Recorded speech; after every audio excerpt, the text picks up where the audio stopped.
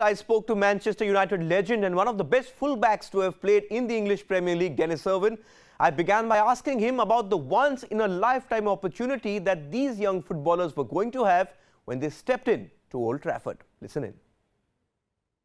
Well, I'm here in Bangalore with Nisi, who've set up a programme last season to get kids out of, well, 4 cities last year. There was boys involved. The best 4 boys, after some coaching from Manchester United soccer schools, went across and watched Manchester United play recently. 6 cities have been involved, 2 extra cities from last year. Girls involved this year as well. 31 boys and girls have just come down to Bangalore.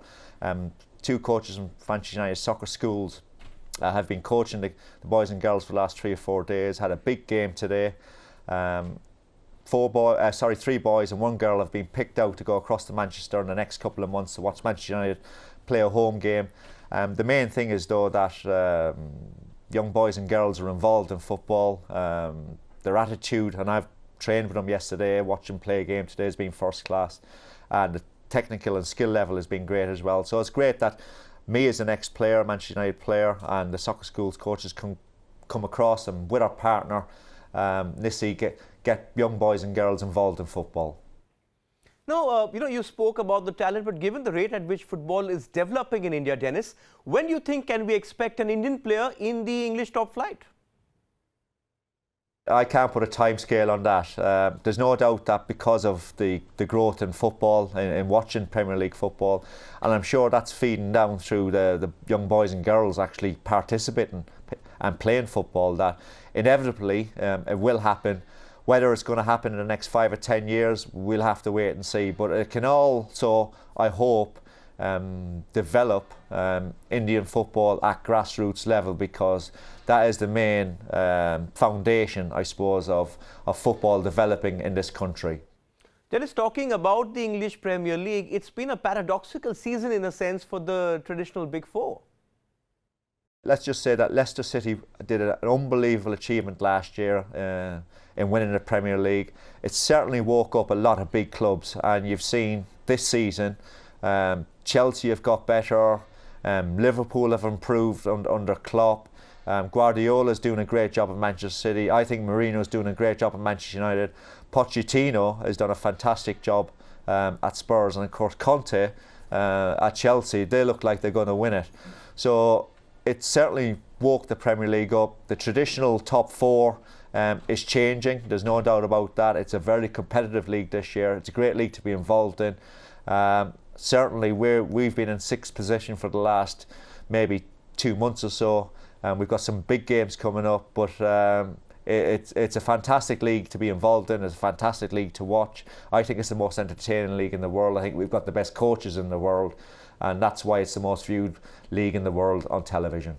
Now, Dennis, those 2 names you mentioned right at the beginning of that answer, Jose Mourinho and Jurgen Klopp, they're very 2 passionate managers, yes, but the 2 biggest clubs in English football, Man United and Liverpool, are struggling in the league. What do you think has happened? Well, as I said, it's a very competitive league. Klopp's just been at Liverpool for a year, just over a year. I think he's made great strides. A case of rebuilding Liverpool to a certain extent. Certainly, I think Mourinho's in the same boat. He's been only at the club for 7 months. People probably want instant success. That might take a little bit more rebuilding. United are involved in cup competitions in the final of the EPL, last 16 of the FA Cup, last 32 of the Europa League. Trying to get into that top 4 to get a Champions League spot next season. It's a very, very competitive league. There's no giving. You have to earn the right to be at the top. Conte's come in at Chelsea, he's done fantastically well, but I think he already had a fairly settled squad. So I think at the moment Liverpool and Manchester United are in a period of rebuilding, and the fact that they've had a new manager, Klopp, for just over a year, and Mourinho for 7 months. I think you'll see vast improvements in both clubs moving forward. Yes, United unbeaten in 10 games in the EPL. It's also been a topsy-turvy season in a sense for your cross-city rivals Manchester City and Pep Guardiola. Do you think they're still in contention for the title, or top 4 is all they can aim for? I think because of the the strength of Chelsea at the moment. They don't look like they're going to concede many goals, and they look very, very strong. So it's going to take a slip up from them now, with 14 games left, not to win the league. I've spoke about Spurs chasing them. Manchester City have just come into a bit of form as well. They had a big dip in December, but they've come back really, really strong. Jesus, the new signing, looks a very powerful player. So, and under Guardiola, don't forget it's his first season as well. People expect instant success. I think he's in the same category as Mourinho and the fact, and Klopp, that they're rebuilding their clubs. New players coming in, players will move out. You'll see that more in the summer.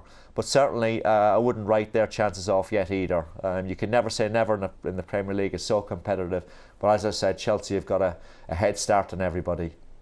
Yes, so I'm just going to give you the final word, Dennis. You know, you've said it 3 or 4 times, but with a 9-point lead at the top and 14 matches to go, do you think anyone will be able to catch Chelsea? I'm not saying they're going to not win it, but will anyone come close? I can't see it. I really can't.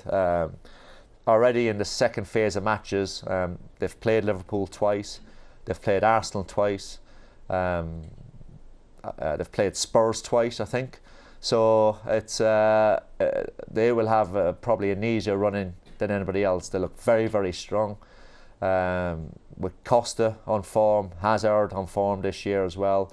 Kante has been a great signing from midfield. Alonso keeps popping up with goals. They look a tough side to beat at the moment, and on current stats you would say that unless they have a major slip up, they should win the league.